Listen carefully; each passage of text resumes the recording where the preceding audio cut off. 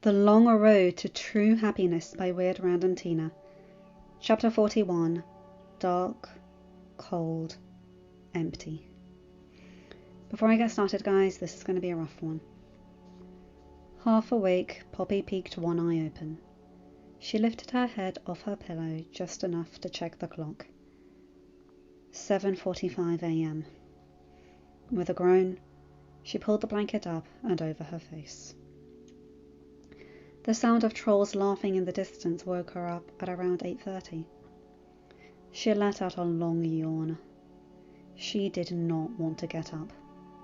She wished she wanted to, but her body wouldn't let her. Poppy shifted on the mattress. Okay, come on. It's time to get up. Just start with sitting up. Sit up. Instead, she stayed where she was, and eventually fell back into a restless sleep. At exactly 9:59, Poppy jolted awake, suddenly sitting upright. Her heart was pounding, she was gasping for air. Her body was trembling, and her forehead was damp with a cold sweat. After a minute, she folded her legs up to her chest, wrapped her arms around them, and plunked her forehead down on her knees, with a bad-tempered sigh. Well, she was awake now, whether she wanted to be or not. Another few minutes passed before Poppy finally decided to drag herself out of the bed. She was stiff, tired, and her stomach felt icky. But I guess I shouldn't complain, she thought bitterly, as she shambled towards the bathroom. This wake-up call wasn't as bad as usual. A typical night for Poppy involved at least one unsettling dream. Sometimes more than one. Sometimes a vivid nightmare. This one was pretty generic. A dramatic repeat of watching Creek get washed away by the great flood, his bulging eyes locking with hers during his final seconds. The helpless expression on his purple face as he realized he was done for. Him disappearing in the blink of an eye, never to be seen again. His unmasked fear, his dread, his silent plea for help that she could not answer. The tragedy she had caused. But many previous nightmares had been even worse. 2 days ago, Poppy dreamed she had purposefully pushed Creek right into the oncoming water. The day before that, it was Branch clinging to that treetop instead of Creek. A few days later, it was both Creek and Branch that were trapped in the grip plants. Poppy chose to save Creek and left Branch behind. Last week, Poppy had managed to rescue Creek from the treetop, only to have him smile maliciously and push her into the path of the flood. And that nightmare was almost immediately followed by another one, where the flood was unexpected, so the lower half of the village did not evacuate.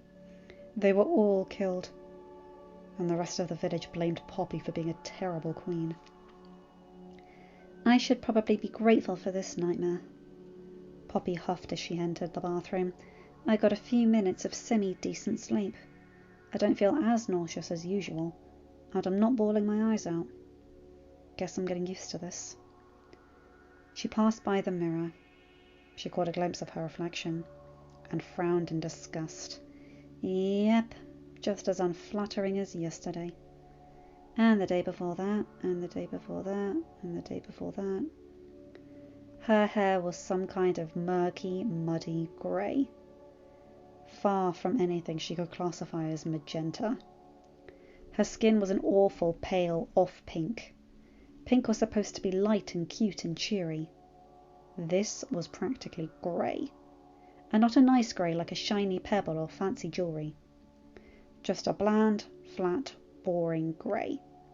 Her eyes were dark and cold, with no trace of their usual vibrant fuchsia, and were framed by dark circles. Even her freckles had lost their sparkle. After a quick shower, Poppy grabbed a stray apple off the counter, though she had no appetite.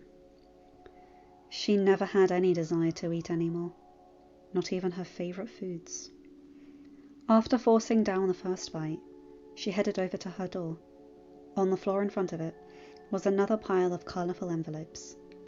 A quick glance at them confirmed they were the usual letters. Flashy get well cards, heartwarming poems, nice drawings, uplifting song lyrics, inspirational quotes, and small thoughtful gifts. She managed one more bite of the apple, tossing the remainder of it into the trash, and dragged herself over to the couch. She didn't bother to open any curtains. The darkness of her pod matched the darkness inside her heart. She plunked herself onto the cushions and stared off into space. That was it. That was her daily activity for the last 3 weeks. An unenthusiastic morning routine, followed by sitting on the couch and zoning out for the rest of the day. Poppy constantly thought about doing something productive, like going into the village to check on her people, or making food for them, or making cards for them, or even something more mundane like cleaning out her crowded closet, or working on a random scrapbook. Anything. But she just did not feel like it. She wanted to, but she couldn't. She could, but didn't want to. At the same time, she was also constantly thinking about the Great Flood. The moment Creek was hit by the wall of water, how she had doomed him when she shoved him into the bushes, how she and Branch had been seconds away from death, how so much of the village had been destroyed, how the fun factory had fallen to pieces before her eyes, how she had clung to hope that everything would be all right, only to have reality punch her in the face. How much she longed for things to go back to the way they were before the discovery of the unnaturally high water. Poppy sighed and leaned back into the couch, closing her eyes. Not even that made any difference. Even with her eyes squished shut, she could not unsee those horrific events. Why did it have to be this way? Why can't I just go to sleep and wake up and find out this was all a dream? Well, I know why. Because that's all I've been having lately, is actual bad dreams. The bad dreams are the reality. In addition to reliving those moments over and over and over, while both awake and asleep, Poppy also felt terrible. In more ways than one. Physically, she felt like a canterbus had crashed into a boulder at top speed. Frequent headaches pounding into her skull, stomach aches that ranged from dull discomfort to churning nausea. Her whole body felt weak and heavy 24/7. But she also felt terrible about herself. Like she was useless, a burden to her loved ones, a total failure to everyone. During a time of crisis, she as queen should be out there encouraging her people, being an inspiration to them, lifting their spirits. But how was she supposed to motivate anyone when she had no motivation herself? It was a challenge for Poppy to simply get out of bed, let alone leave her pod and interact with people. The thought of trying to cheer them up only overwhelmed her, dragged her down until she could collapse on the floor and weep. Poppy opened her eyes slightly to glare at the ceiling.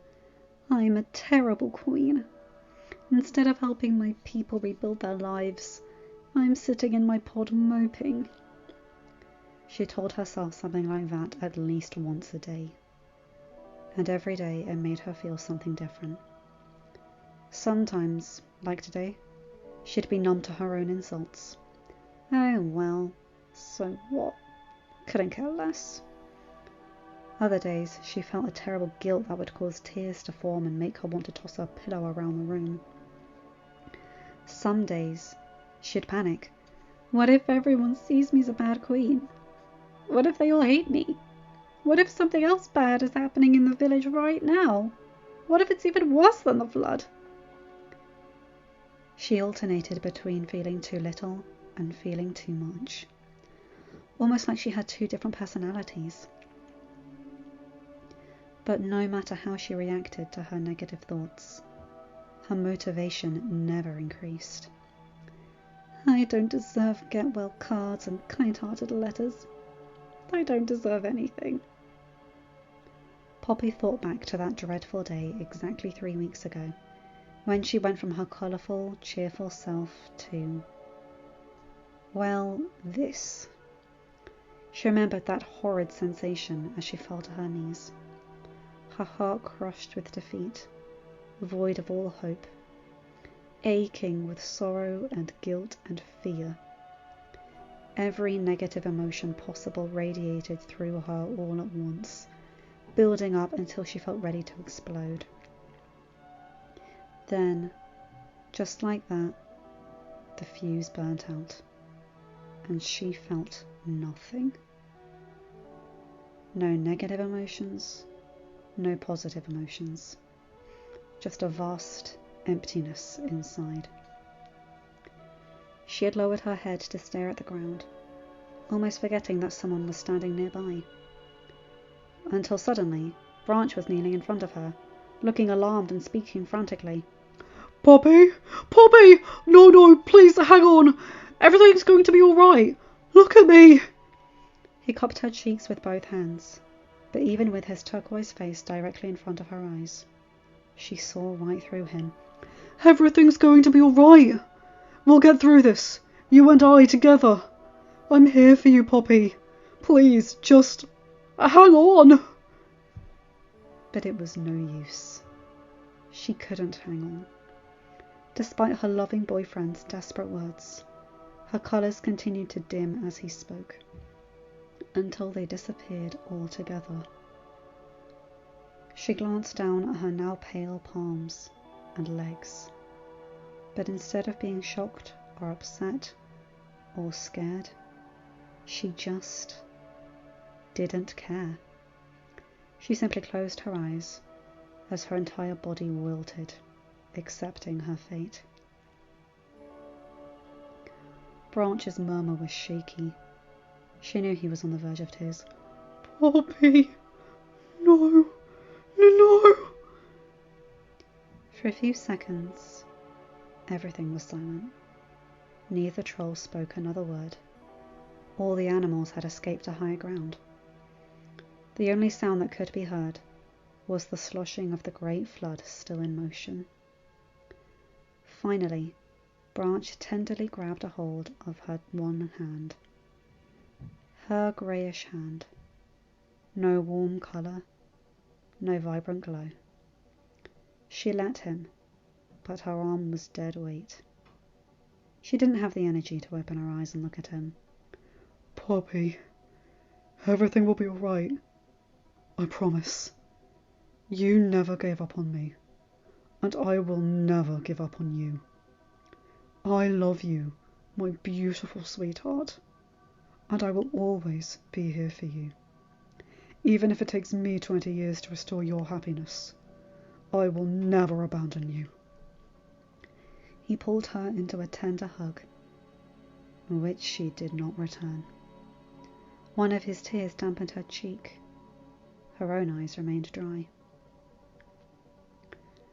Eventually, Branch got Poppy to her feet and guided her toward the village centre, her footsteps slow and heavy.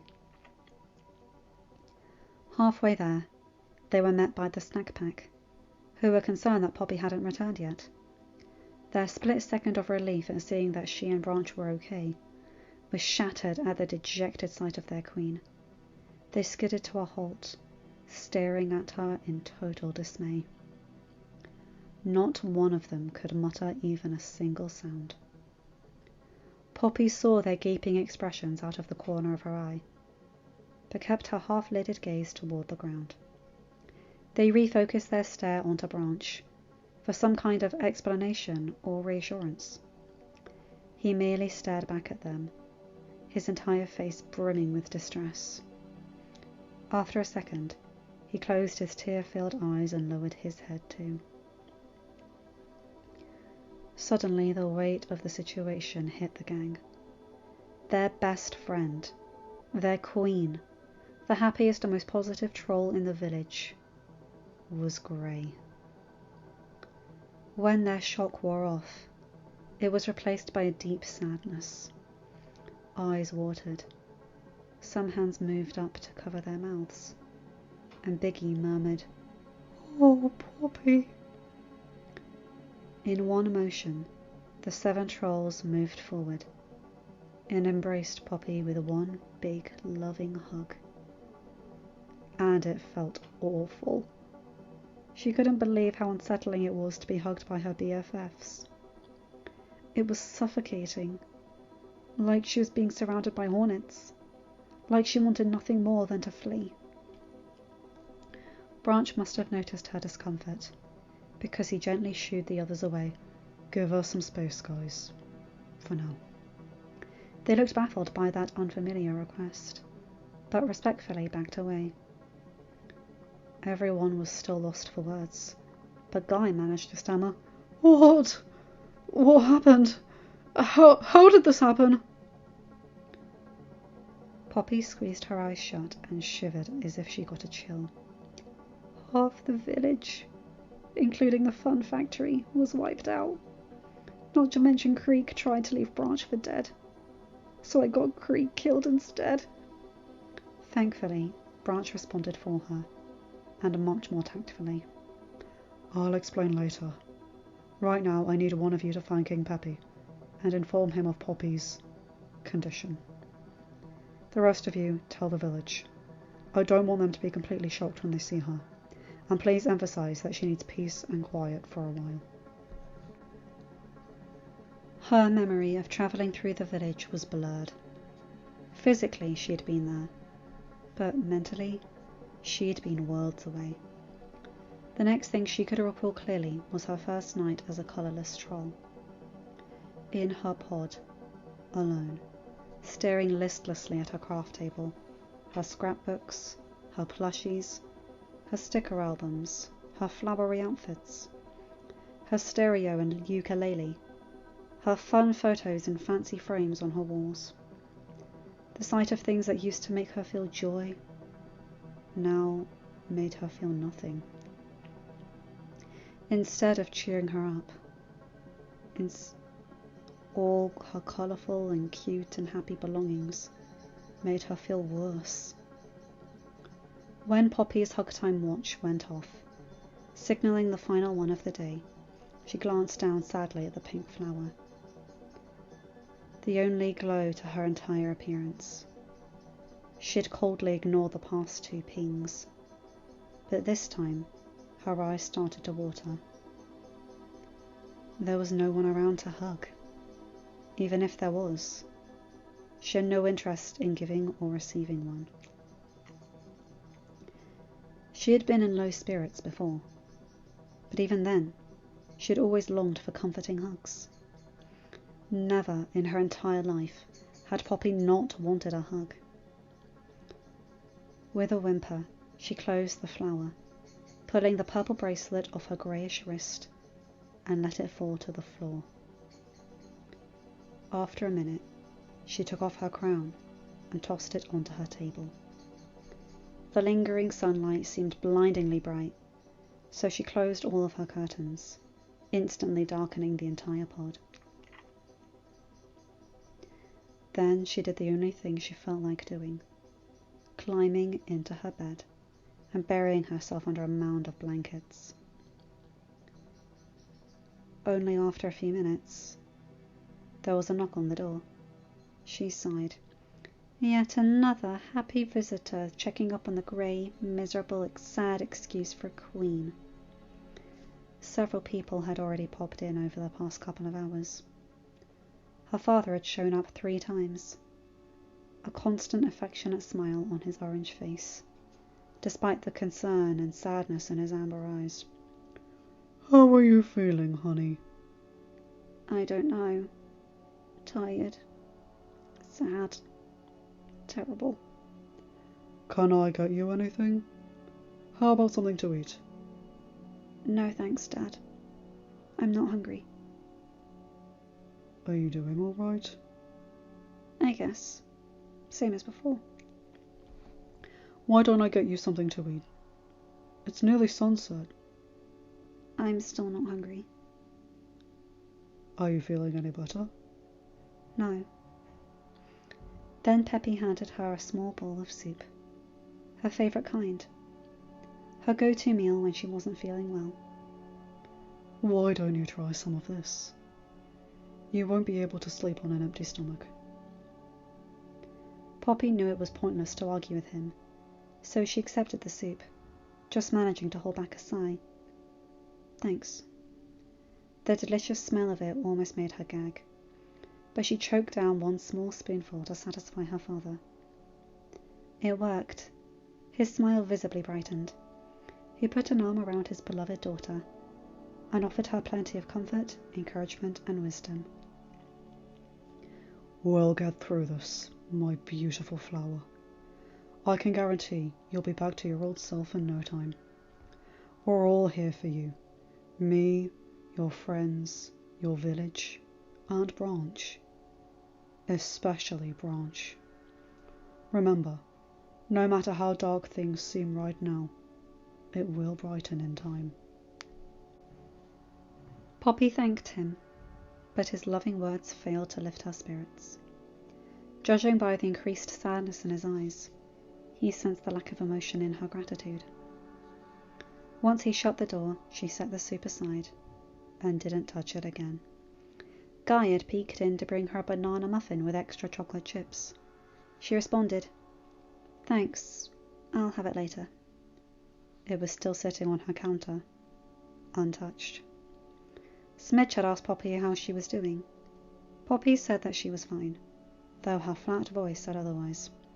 So Smidge asked what she could do to help her feel better. "I don't know, Smidge. I really don't know." I know what will help. Before Poppy could object or move away, the little yellow troll wrapped her arms around her waist. Poppy stood there stiffly, her own arms hovering at her sides. After a few seconds, Smidge backed away, looking crestfallen and confused. Did that not help? Poppy closed her eyes and slowly shook her head. "Nothing helps. There's nothing you can do." She turned back to her friend, consumed by her own guilt and pain and misery.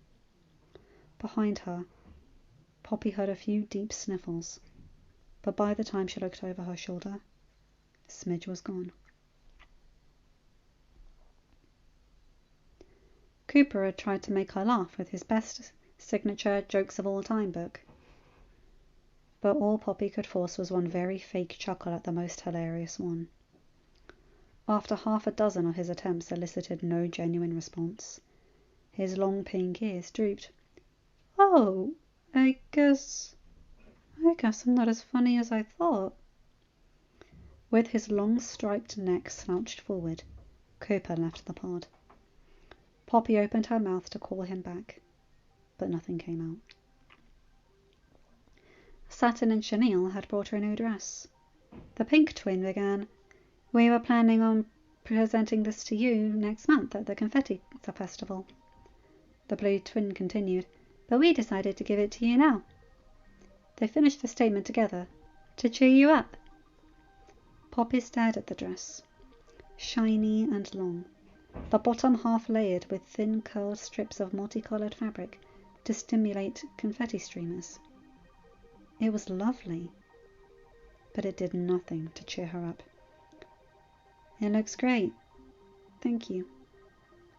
Instantly, their identical smiles fell. Her words were positive, but her tone was like a block of ice. Chenille spoke meekly. "Do you not like it?" "I do like it, but the Confetti Festival will probably have to be cancelled, along with hundreds of other festivals and parties and activities. It's a nice dress, but it's pointless now." Looking deeply hurt, the twins promptly left, taking the dress with them. Poppy picked up the nearest object, the pillow on her couch, and tossed it across the room. Her friends, who had just lost their home, tried to make her feel better with a beautiful gift that probably took weeks to make, and she just bluntly rejected it. A few minutes later, Suki had popped in, holding her portable stereo. The DJ spoke softly and hopefully. Hey, Poppy. I've been working on an awesome new song for the holidays. I thought maybe you'd like to hear some of it. Now's not a good time. Oh, no worries. I can come back later. Maybe in an hour? Or how about tomorrow? No, Suki. I don't want to hear your song. Suki's freckled, crimson face gaped with dismay, as if Poppy had slapped her. Oh, that's cool. It's not done, so I should go finish it. As soon as the DJ closed the door, Poppy started to cry. She hurt another friend's feelings. She didn't intend to, yet she couldn't seem to do anything else. I'm such a hairball. I'm a terrible queen, a terrible friend, and a terrible troll. Later, Biggie had offered her Mr. Dinkles. He'll make the perfect company. He'll be nice and quiet, and it won't cause any trouble. You can snuggle with him. But she had declined. No, thank you, Biggie. I'd rather him stay with you. The last thing she needed was the innocent yellow worm to say the wrong meow, and then her lose her temper on him too. I don't want to hurt anyone else. It's best if everyone just stays away from me. The current knock on her door sounded again, this time followed by a gentle, Poppy? It's Branch. May I come in? Poppy should have leapt over to the door, eager to embrace her handsome boyfriend. Instead, she stayed under the blankets. She wished she could feel the usual joy at hearing his smooth voice. But again, she felt nothing. That's all she ever felt. Nothing or bad things. Well, she supposed feeling numb towards him was better than sadness or annoyance. Finally, she called out unenthusiastically, "Come in." The door creaked open, then clicked shut. Gentle footsteps brushed across her fuzzy carpet. When a broad hand rested on her shoulder, she finally met his eyes. His expression was similar to her father's.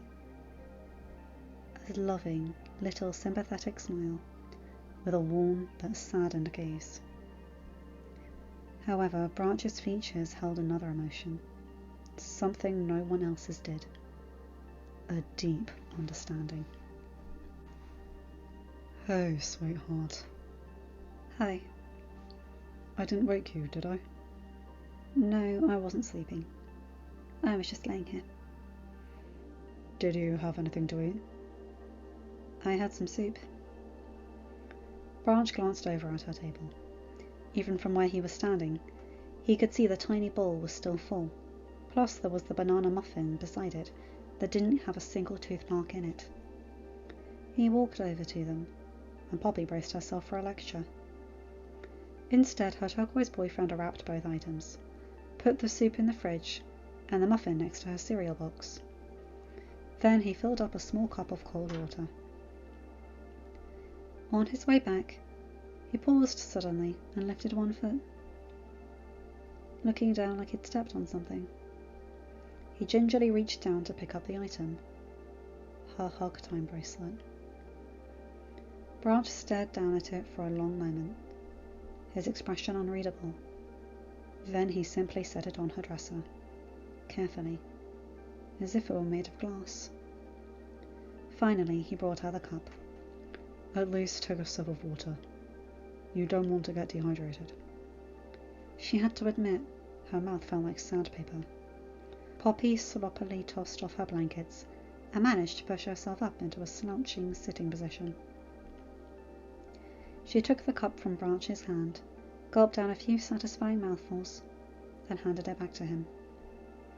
Branch set it onto her nightstand. Did your father stop by again? Yeah, 10-15 minutes ago. The navy blue-haired turquoise troll sat beside her on the bed, but not right beside her. He kept a bit of a distance. Poppy couldn't decide whether that made her feel relieved or disappointed. Both, somehow. Branch explained softly. The village is settled for the night. I put Biggie, Guy and Mandy in charge of organising meals. No troll will go to bed with an empty stomach. King Peppy and I made sure everybody has a place for the night, and until something more permanent can be arranged. Poppy wished that information could make her feel hopeful, or at least content, but no. Still that empty nothingness. How were Milton's critters doing? Very well. When I visited Charlotte's shop, every one of them was sleeping. The sudden move stressed them out, especially the oldest and weakest ones. But Milton gave them some herbal medicine, and Karma helped keep them calm. Every critter has recovered from the shock. How about the 6 that went missing? Sarah's spending the night at Dr. Moonbeam's to be safe. Her ankle is fractured, but in a few weeks, in a cast, and she'll be as good as new. Dr. Plimsy ran some tests on Pine and the kids. Other than the elder having some sore knees and CJ getting a scratch on her arm from a thorn bush, all 5 of them are unharmed. Poppy gave a curt nod. Good. However, the fact that one troll was more than harmed continued to haunt her. She just hoped he didn't suffer too much. What did you tell everyone about? What happened before the flood hit? Branch reached over to briefly rest his hand on her shoulder, knowing what she was struggling to ask. I told them the simple truth. He went into the danger zone of his own accord, fully aware of the risks, and was caught in the path of the flood. Poppy frowned. That's not the truth, and you know it. Did you tell the snack pack and my dad exactly what happened? The details? Branch fidgeted, clearly not wanting to remind her of the unfortunate incident. Yes, I did. Poppy swallowed thickly. Were they mad? For some reason, Branch looked confused. Mad? At you? She almost rolled her eyes at him. Obviously. Yes. Are they mad at me? Of course not, Poppy. His tone was sincere. They understand it was an accident. No one is mad at you. An accident? Poppy nearly scoffed out loud this time. Some accident? A troll lost his life. That's more than a mere accident. After a moment, Branch stifled a yawn. That simple action made Poppy feel horribly guilty. He had been working his hair off to take care of the village. Her village. And what had she been doing? Nothing. Yet she felt completely worn out. Worse than if she hosted 50 village-wide parties back to back. I have no right to feel so tired. She sat up straighter and tried to open her eyes wider. Another moment passed before Branch spoke again. Slowly, as if choosing his words carefully. Poppy, would you like me to stay here with you tonight? Or would you prefer to be by yourself? It's entirely up to you. Whatever you feel would be best for you right now. Poppy hesitated. Do I want him to stay? Or do I want to be alone? The thought of being without him makes me feel lonely, but the thought of being with him makes me feel uncomfortable. Should I tell him to stay away or leave? Telling him sounds like being rude, but telling him to stay sounds demanding. I don't want to force him to do anything. What would he rather do? Stay or leave? It'll sound awful if I admit I don't want to spend time with my boyfriend, but I'd be lying if I said I did. But saying I want him to go away isn't the truth either. I'm longing for his familiar compassion, but I'm not sure it'll comfort me this time. I don't want to risk feeling worse than I already do. What if being alone is worse?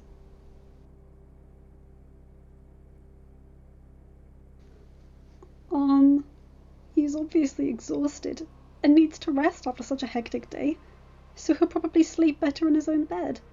On the other hand, if he's away from me, he'll be worrying about me all night, and then he'll get no sleep at all, and it'll be all my fault. But I'll surely be restless all night, so if he stays with me, I'll end up keeping him awake anyway. What if I tell him to leave and hurt his feelings? But what if I tell him to stay and then I say something mean like I did to my friends? No matter what I do, I'll be hurting him. I don't want to hurt Branch. How could I not hurt his feelings? Poppy's breathing grew shallow. Stay, leave, alone, company. What do I do? Why can't I decide? Finally, she lowered her head, grabbed the sides of it, and wailed, I don't know! Branch was standing in front of her instantly. Hey, it's okay.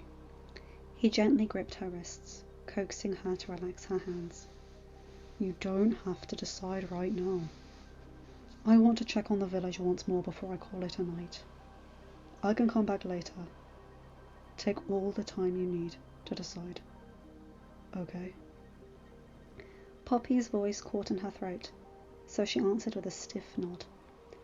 Only once her breathing evened out and she visibly relaxed did Branch leave the pod, reminding her again that there was no rush to give him an answer, and it's her choice to make. By the time he returned close to an hour later, Broppy had made her decision.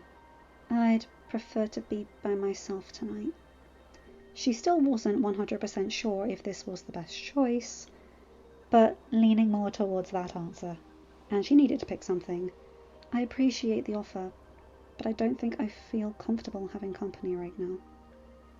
She noticed Branch hesitate, like he doubted that was a good idea, but didn't want to argue after he assured her it was her decision. After a second or two, he nodded. All right. Can I get you anything before I leave? Poppy shook her head. All she wanted was to sleep, and she doubted she'd even be able to do that. Branch hesitated. How about I ask Biggie if I can stay at his pod tonight? That way I'll only be a few hair stretches away if you need me. That's not necessary. Poppy was shocked by the rudeness of her own tone. But for some reason, she couldn't think of any rebound words, or even mutter an apology. Instead, she looked away. Branch nodded respectfully again. Okay. I'll stop by tomorrow morning, not too early. He opened the door, paused in the doorway to say a quick, I love you, Poppy, and then stepped outside and closed the door before she could reply, almost as if he knew she wouldn't say it back. Unfortunately, rejecting Branch's company turned out to be the wrong choice. Poppy tossed and turned all night and well into the morning, wishing Branch was by her side while the awful events of the day replayed endlessly. Finally, around 5 o'clock, she drifted off, only to have her moment of peace interrupted by dark and intense scenes. Poppy saving Creek from the grip plants, only for him to shove her into them and flee. Branch appeared and freed her, but the wall of water was approaching wickedly fast. At the base of mid-cliff, Branch used his hair to toss her to higher ground, but he didn't make it. She watched in horror as her boyfriend disappeared under the floodwaters. The massive wave ended up hitting the entire village. Everything was destroyed and everyone drowned, except Poppy, who was standing on top of a small rock jutting out in the middle of the endless ocean, and Creek, who was clinging to the side of the rock, begging for help. She reached toward him, but he was washed away, leaving her the only troll in existence, stranded on a tiny island with nothing and no one. It was more awful than reality.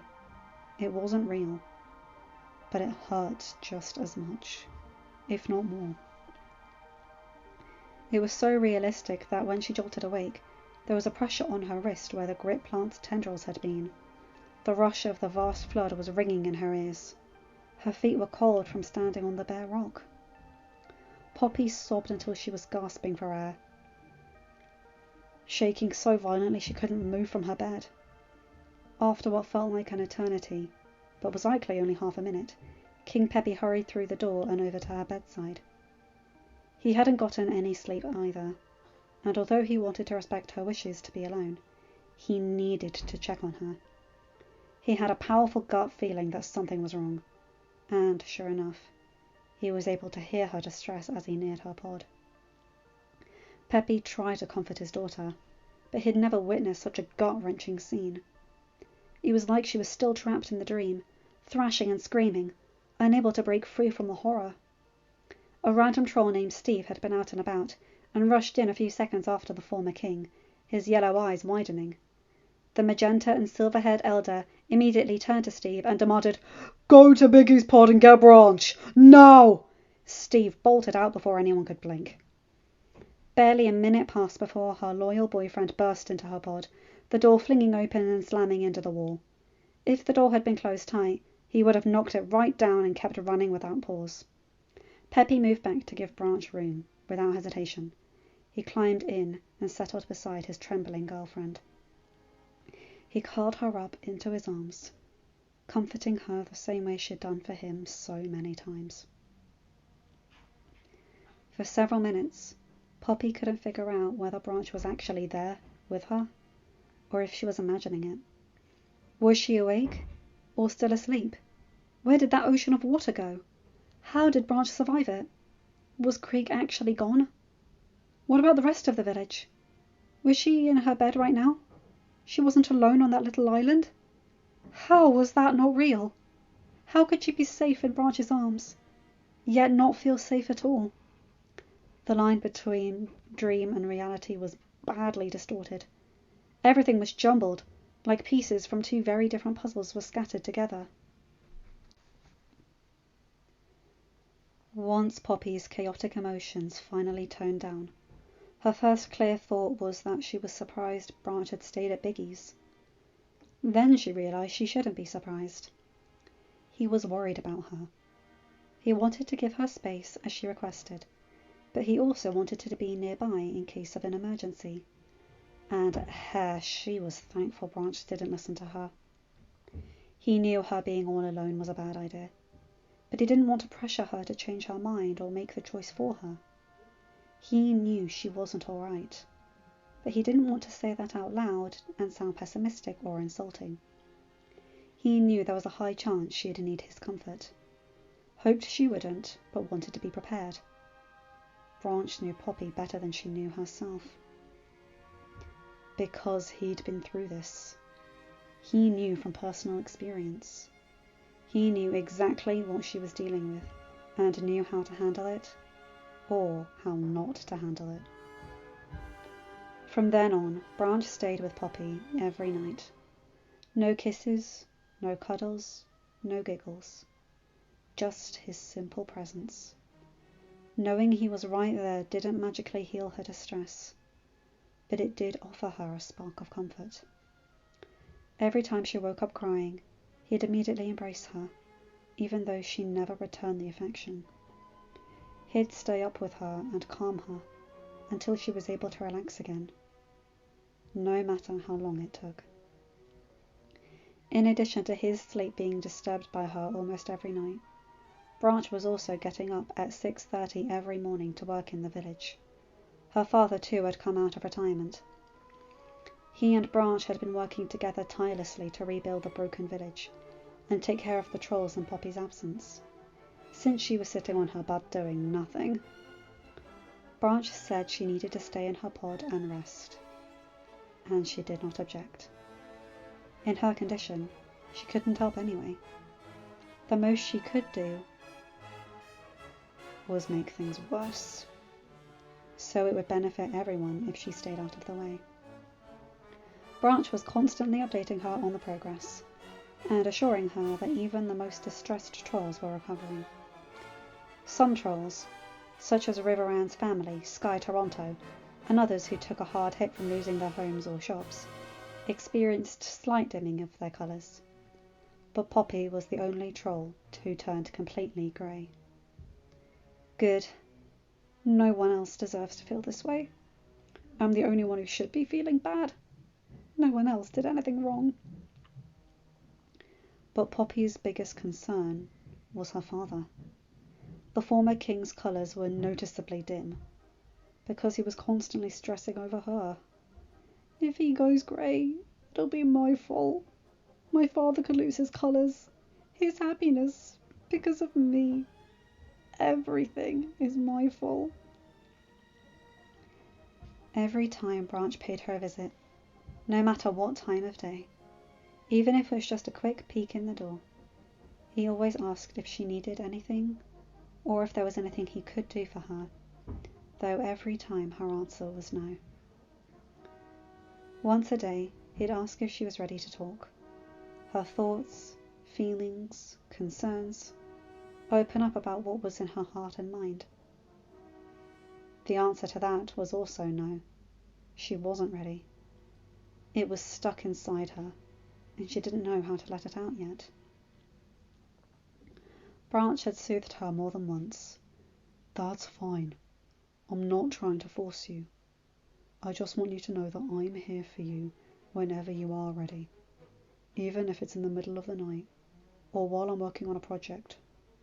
Please don't hesitate to wake me up or interrupt my work.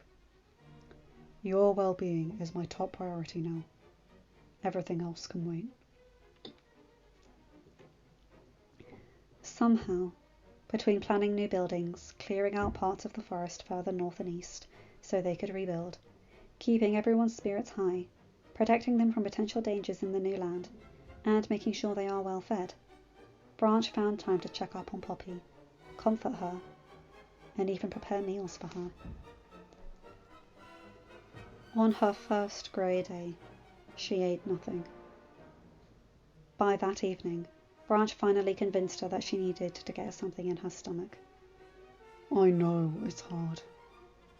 It feels like you have a heavy stone in your gut, and even the thought of food makes you want to throw up. She wrapped her arms around herself and nodded sadly at his spot-on explanation.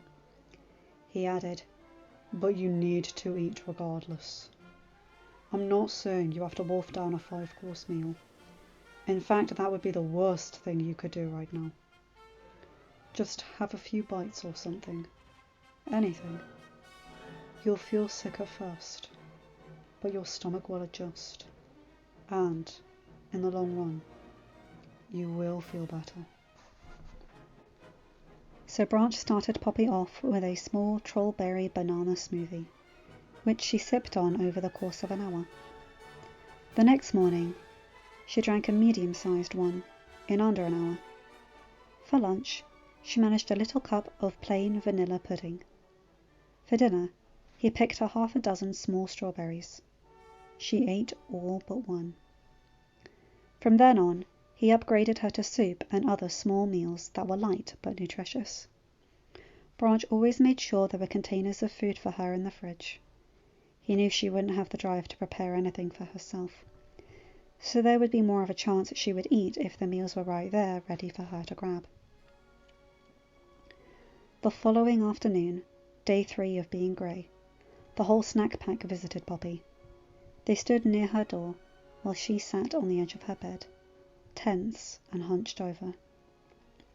Their company made her very uncomfortable. They were trying to be friendly, but their attempts were awkward, like they were struggling to figure out what to say, and how to say it without sounding overly glum or overly gleeful. They were staring at her with unmasked pity, and she could tell from their body language they were itching to hug her. They tried to comfort her and lift her spirits, but her spirits were so low they might as well be buried underground in a locked chest, so their kinder words were hollow to her. Guy asked her, "How are you doing, Poppy?" She wanted to say, "Awful, as lousy as possible, bitter and rotten at best." Instead she settled for, "Fine, I guess." Smidge spoke up. "Milton asked me to say hi to you, since he's too busy to leave his critters. So, hi from Milton." Poppy nodded unenthusiastically.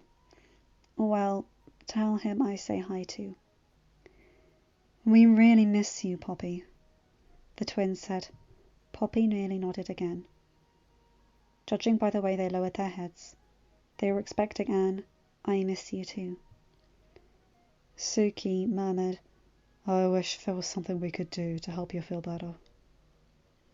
Poppy nodded a third time, this time even more half-heartedly. Mm-hmm. Ironically, those words made her feel worse.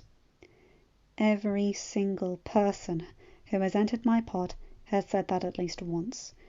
I wish I could help you feel better. Well, wish all you want, but it won't happen. Wishing for anything is pointless. Guy offered another cliché comment. I'm sure you'll start to feel better very soon. I'm sure I won't, so don't get your hopes up. Hoping is pointless.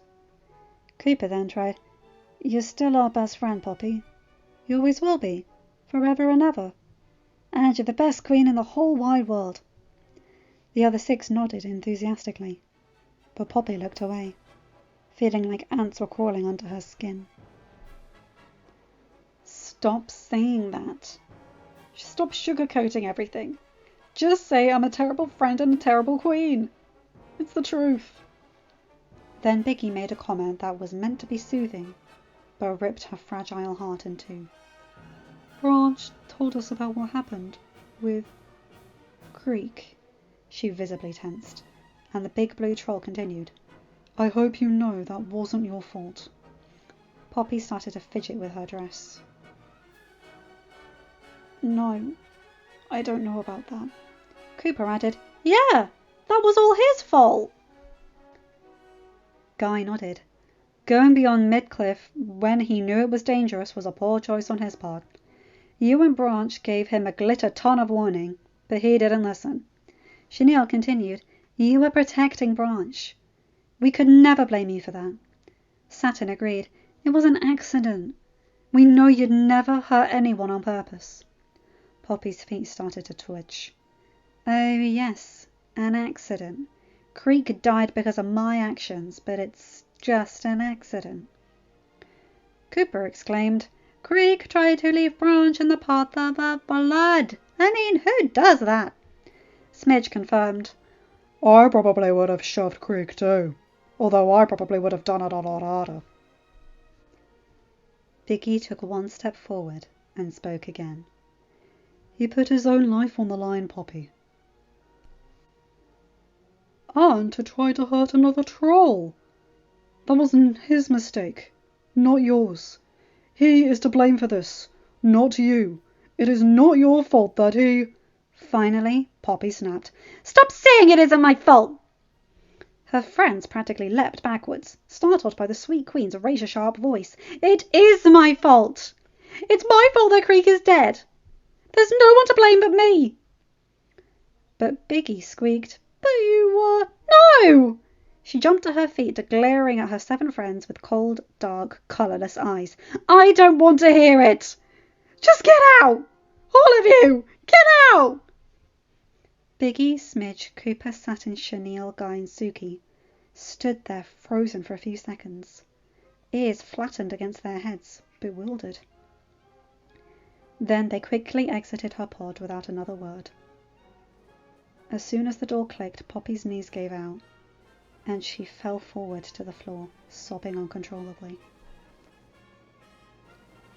A minute later, she was sitting on the floor, her back against her bed, her forehead resting on her knees, as she continued to sniffle and wipe at her damp cheeks, when there was a knock sounding on her door. Go away! She shouted without thinking. Then her crying started up again. She had been mad at herself for yelling at her friends, and now she was yelling at an unknown person for no reason at all. It's Branch. Please let me in, Poppy. She buried her face into her knees, wrapping her arms around her head, and continued to cry. After half a minute, the door opened. Branch rushed to her side, kneeling beside her and placing a hand on her shoulder. She wiped her eyes, but it was fruitless as tears continued to fall. She stammered through sobs. Oh, Branch, I'm the worst person in history. His voice remained soft and even. No, Poppy, you won't. Yes, I am. I got mad at my best friends for trying to help me. And a few days ago, I hurt their feelings. I made Cooper think he wasn't funny. And I told Saturn and Chenille their dress was pointless. And I rejected Smidge's hug. And I told Suki I didn't want to hear her song. All I keep doing is hurting people's feelings. Hey, don't worry about the snack pack. I already talked to them. Just now. And a few days ago too. I explained what you're going through, and why they shouldn't take your outbursts personally. You're not upset with them, you're upset in general. You're struggling to deal with a mountain of negative emotions, so sometimes you'll say things you don't truly mean. Poppy shook her head.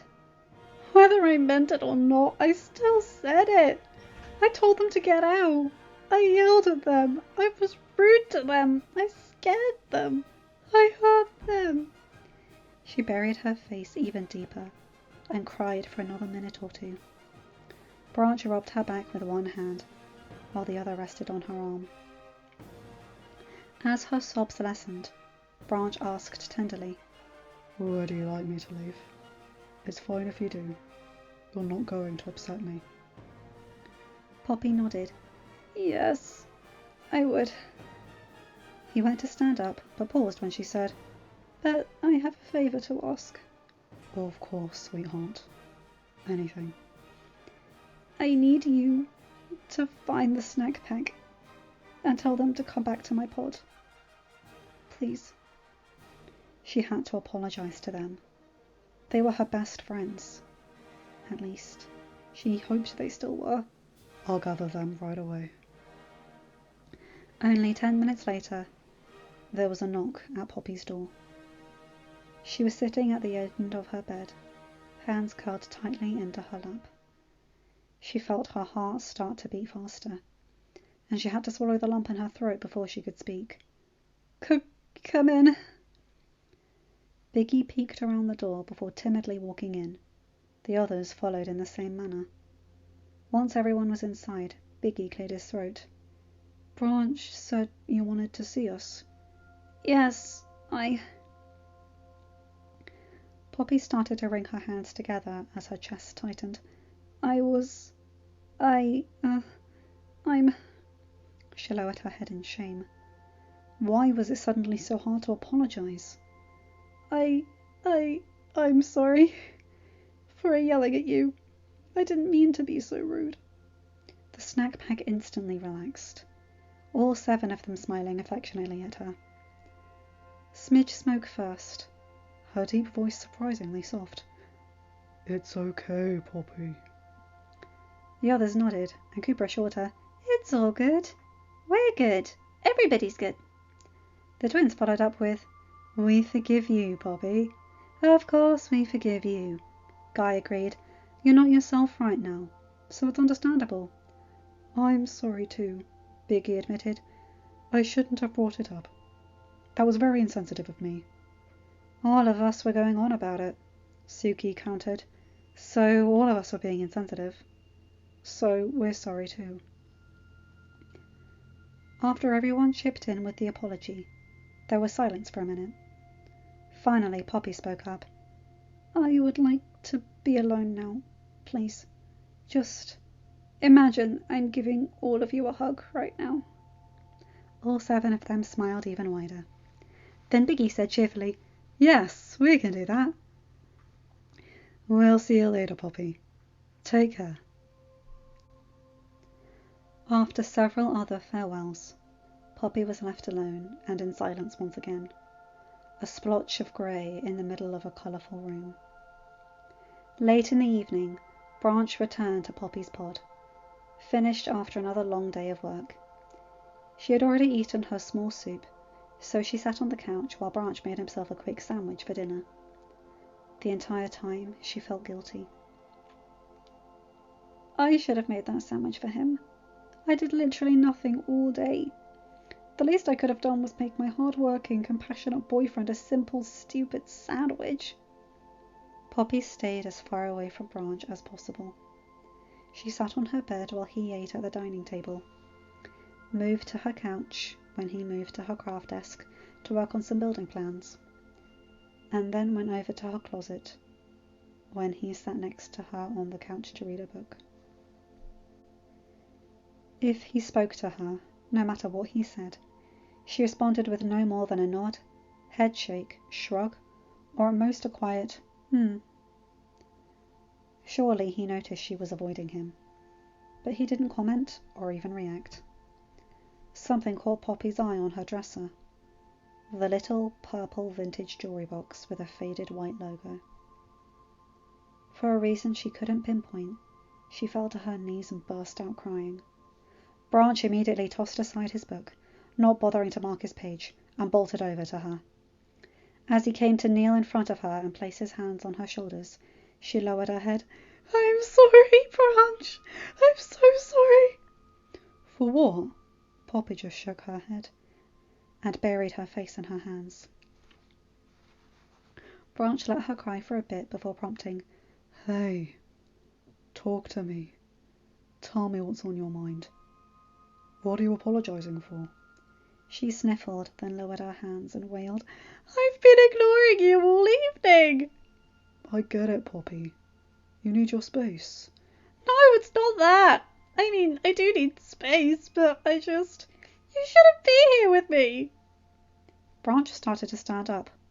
I can stay at Biggie's again if you'd prefer. No! He looked surprised when she grabbed his wrists and yanked him back down to the floor. I don't want you to leave. That's not what I meant.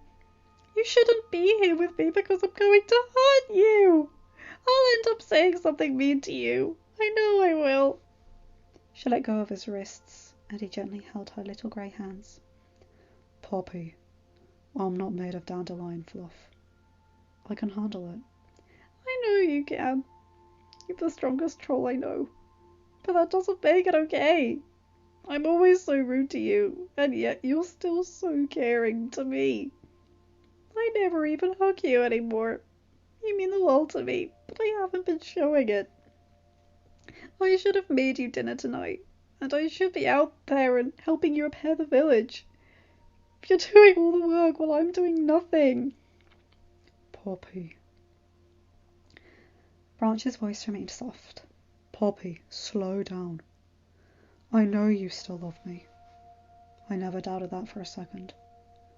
I know what it's like to have anger and anxiety build up inside, to have no motivation, to feel the need to avoid affection. Remember when I first fell in love with you? I longed to stay away from you, because I thought it would be best for you.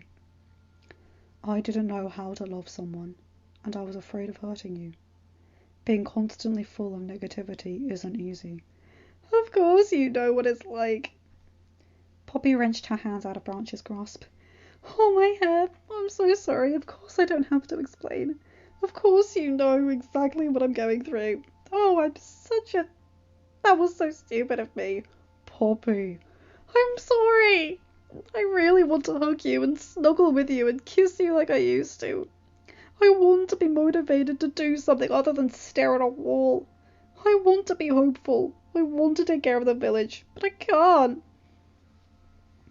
Or I won't. I don't know how to.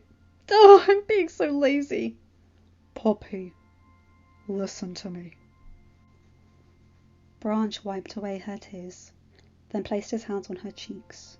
Once his eyes met hers, he continued. You are not being lazy, and you aren't stupid. You're not stupid, or lazy, or mean. You're sick. This may not be a flu or food poisoning, but it's still an illness. And just like any illness, you need time to recover. And you will recover, Poppy. That's not me trying to be optimistic.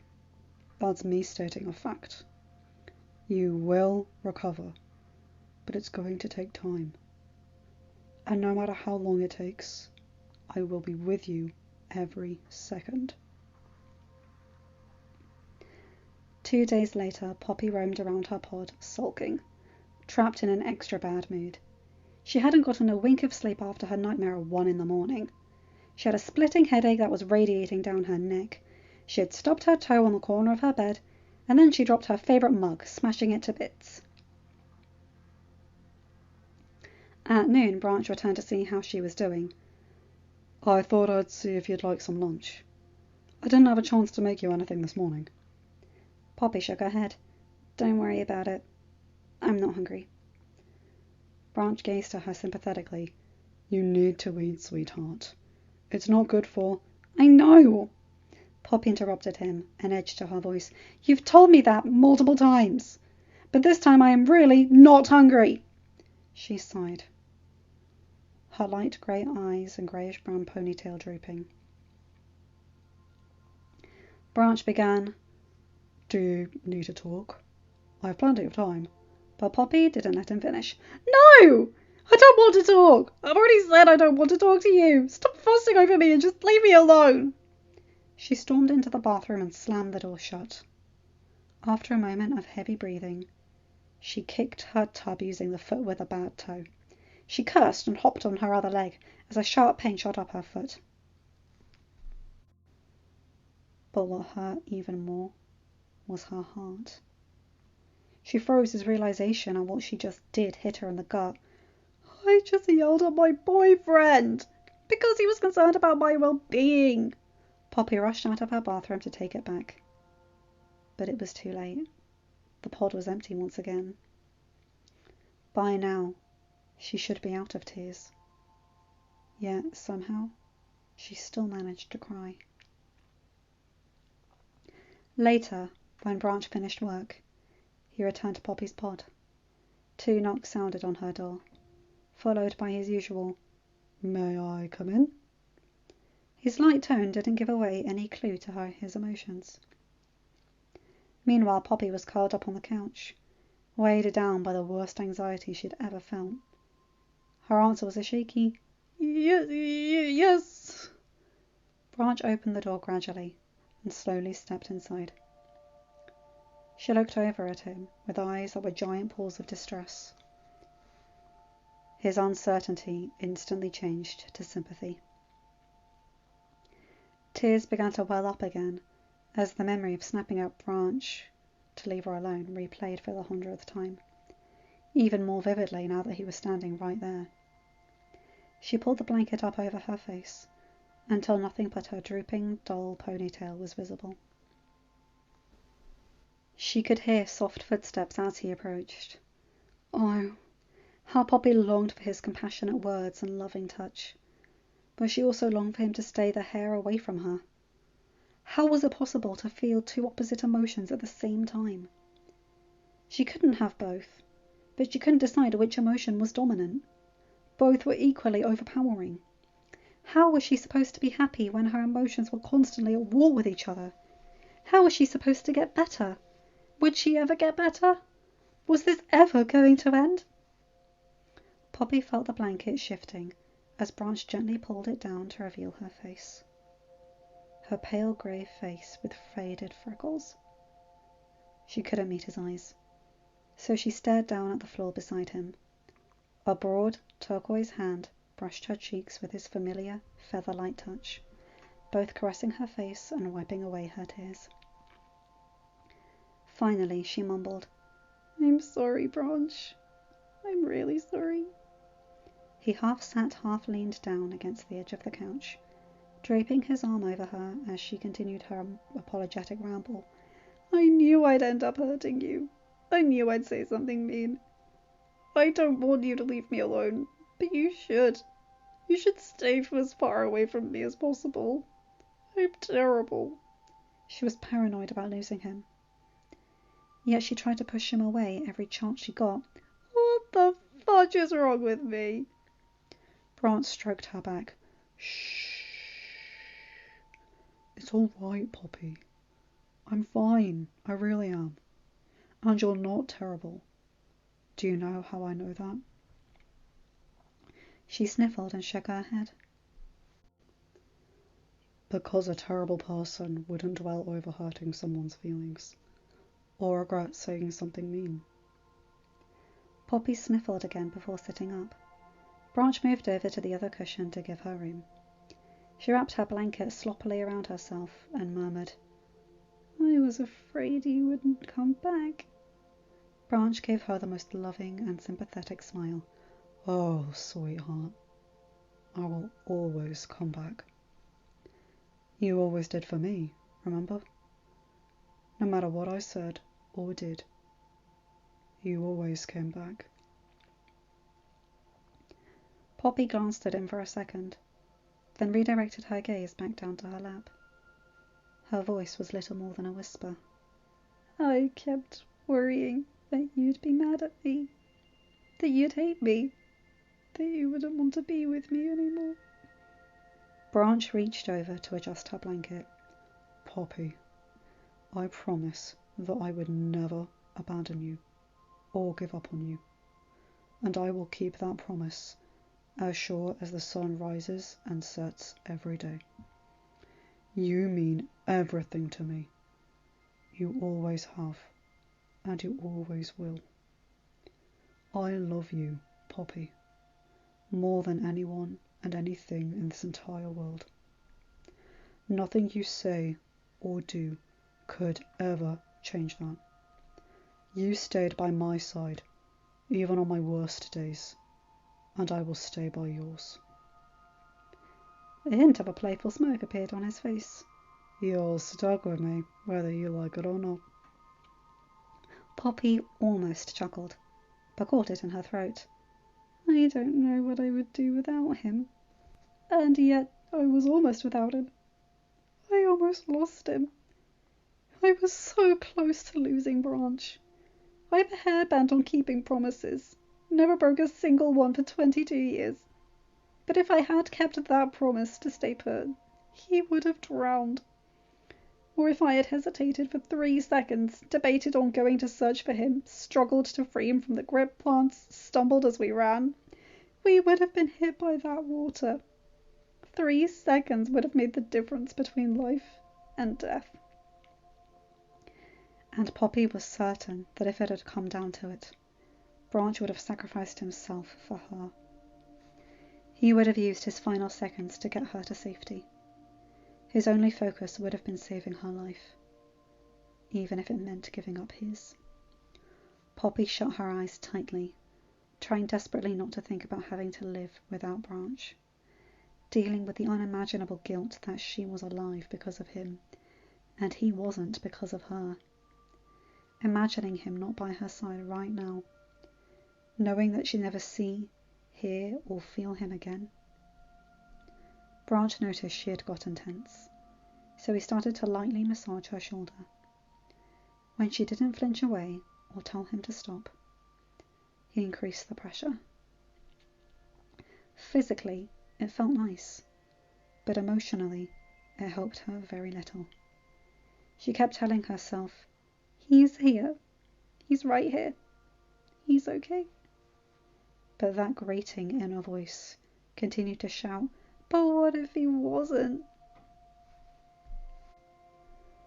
Branch had been busier than ever over the last 3 weeks, working from 7 in the morning until 5 or 6 at night, sometimes longer. Though he refused to admit it out loud or let others see it, he was totally exhausted. But there was so much to get done. Planning, preparing, building, exploring, plus the usual everyday repairs and odd jobs. Thank how some historic troll invented coffee. "I won't let anyone down. Not Poppy, not King Peppy, and not the village. These things are finally starting to come together. We can do this." In addition, Branch had to make sure everyone was feeling comfortable, well-fed, and optimistic. He was getting much better at looking on the bright side and providing fun. But he was no pro.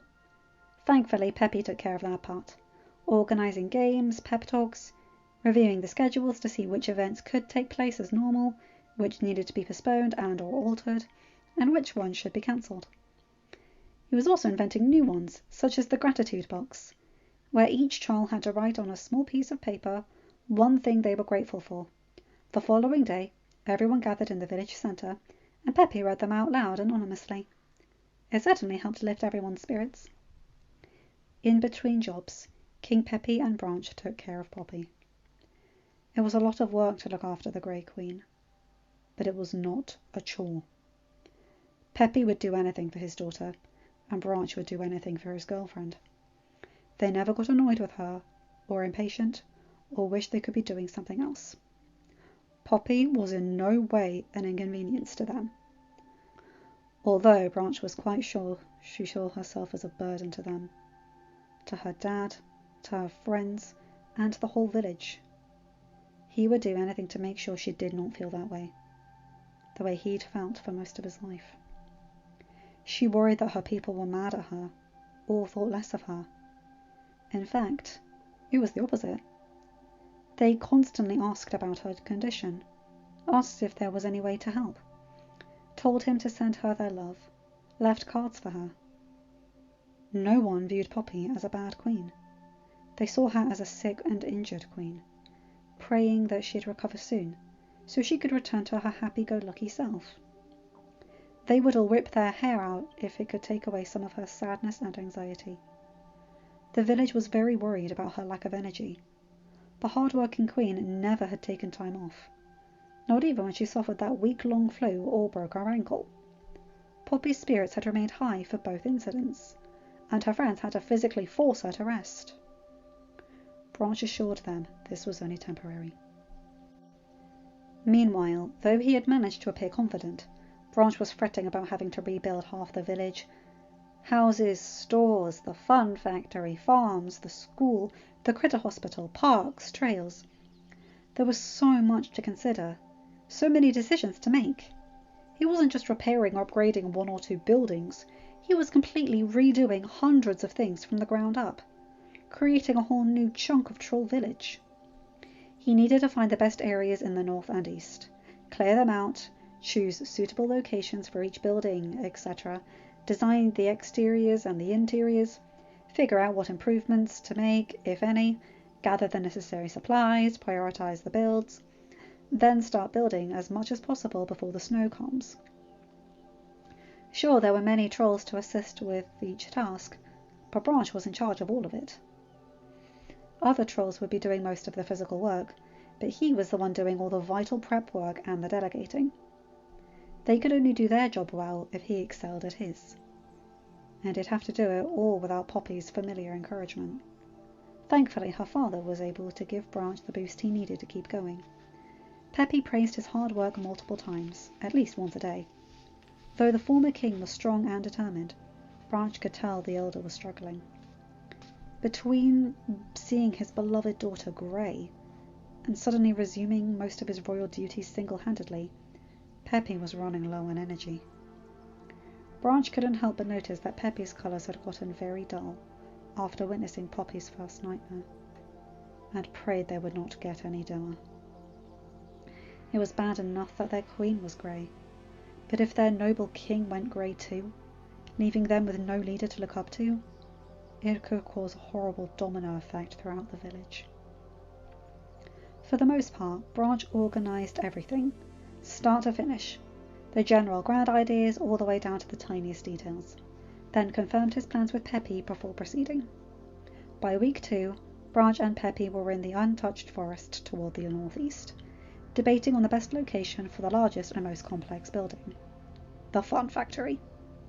Branch instructed trolls to thoroughly test the ground for sturdiness, and after finding a good area, he surveyed the chosen land. Now he had to mark the rough shape of the foundation so the workers could know which trees to cut and rocks to move. Branch thought aloud. I believe right here would be the most ideal for the factory. However, since the land slopes down over there, I'm thinking that instead of filling that in or digging away this raised part, which risks weakening the ground and causing future problems, we could alter the layout of the factory instead. Make it more rectangular and give it a basement level for storage. Reshape the design to fit the land, instead of reshaping the land to fit the design. Peppy nodded approvingly. Sounds very wise. Excellent. He yawned, then added, Well, I'm going to take a break. Check up on Poppy, and then get some rest before I fall asleep on my feet. The senior started to walk away, but Branch objected, slightly startled. Wait, don't you want to approve the new design and supervise the markings? Peppy shook his head. There's no need. You clearly have everything under control. I fully trust your judgment and your abilities, Branch. At the end of every day, Branch was always eager to see his beautiful girlfriend, but he also dreaded it. Walking into her pod and seeing her lying listlessly on her bed, slouched over on the couch, crying in a corner. It hurt so much to see the love of his life depressed, hopeless, lethargic, suffering from nightmares and anxiety attacks and shattered self-esteem.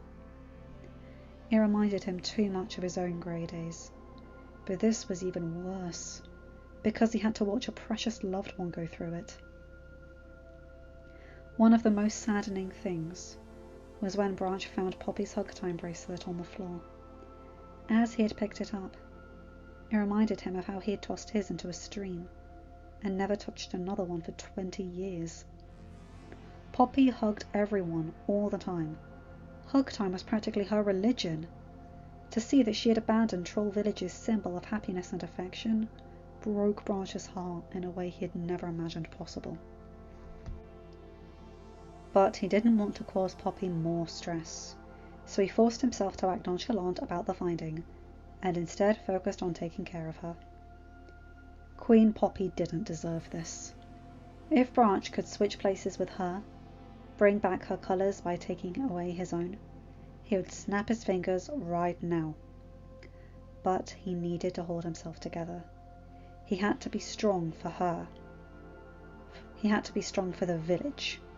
She needed him. He had to be strong for the village. They were relying on him. Somehow, despite the mountain of stress he had been under, Branch's colours remained bright and bold. For the most part, he was able to eat, sleep, and remain hopeful. Maybe he finally possessed enough positivity to handle the stress. Maybe adrenaline was cancelling out the worst of his would-be negativity. Either way, he'd never felt so optimistic in his entire life. Poppy will recover. The village will be rebuilt even better than before. Everyone will be happy and fun-loving once again. Branch had awoken from a nightmare of his own, about the village rebuilds falling apart, and the remainder of the village falling apart. But thankfully, he didn't disturb Poppy's much-needed slumber. He experienced one other nightmare, where the entire village except him turned grey, during a nap in Biggie's pod. He was able to recover on his own for both, and continued his work in the village as if they'd never happened. Branch suddenly understood exactly why Poppy had always struggled to leave him alone when he was grey. It was proving to be extremely difficult to walk away from a troubled loved one, even when they directly requested it. He wanted to be there for his girlfriend, wanted to be nearby so he could know she was okay or help if she wasn't. But Branch also wanted to respect her wishes. He had to. He used to get annoyed when she repeatedly asked if he was okay or what was bugging him. Now he was doing it to her and couldn't seem to stop. Branch had felt terrible on that first night when she awoke from that severe nightmare. When a frantic Steve burst into Biggie's pod at 5 a.m, he only got to say, "King Peppy sent me! Poppy isn't!" And Branch was already out of his sleeping bag, sprinting past Steve and out the door. Even though Poppy had asked for space, there was no way Branch could allow her to be completely on her own. He was all alone on his first grey night, and he wouldn't wish that kind of pain on anyone, not even a bloodthirsty Bergen. So Branch had asked Biggie, "Hey, do you mind if I sleep over at your place tonight? Poppy wants to be alone, but I don't think it would be wise for me to go all the way out to my bunker in case something happens. I'd rather be close by." Biggie had nodded vigorously. "Yes, of course. Do whatever you need to do." The blue troll shuffled his big feet uncomfortably. How is she doing?" Branch shrugged. "As well as can be expected, under the circumstances." "Did she have dinner?" "No, but that's normal." With the amount of stress she's endured today, I'd be shocked if she ate. Biggie's fidgeting increased. How long will it be for her to get better? Again, Branch shrugged and sighed. That's such a difficult question. No one can say for sure. But it won't be too long, right? I mean, not as long as... When Biggie trailed off, Branch finished his sentence. As me. He sighed again. I certainly hope not, Biggie. On the bright side, Poppy has plenty of loved ones to offer her support, whereas I had none, so theoretically she should be able to heal faster than I did. However, this isn't something that can be fixed overnight. There's no one thing we can say or do to instantly bring back her happiness. Just like an injury or an illness, it will take time for her to recover. We can help her, but we can't rush her. The best we can do is be patient with her and listen to her needs. That night, Branch had stood outside of Biggie's pod for a while, staring up at the stars. I swear, I will do everything in my power to help Poppy regain her colours. He took a deep breath and closed his eyes, which had begun to water. Grandma, if you can hear me, please let Poppy be back to her cheerful pink self. Sooner rather than later. End of chapter. Hi guys, hope you enjoyed that one because oh my god, I'm getting so close to crying. Oh, Poppy. Poppy. That feeling, oh my god, and the anxiety attacks, I've been there, not fun. And frankly, I'm actually recording this on my period, so it's helping me get out my negative feelings too. Talk about catharsis. And Branch just being MVP, oh god. I don't envy the poor guy, but he's doing so well. You are such a legend, Branch. And her trying so hard to want to be motivated, but just not being. God. Let's hope she gets better in a few chapters, but like they said, these things take time. Anyway, you guys know the drill. Like, comment and subscribe and hit that bell to get notified for whenever I upload a new video. Have a good day, night, or whatever time zone you're in. Bye my guys, gals and non-binary pals. I'll see you in another video. Take care.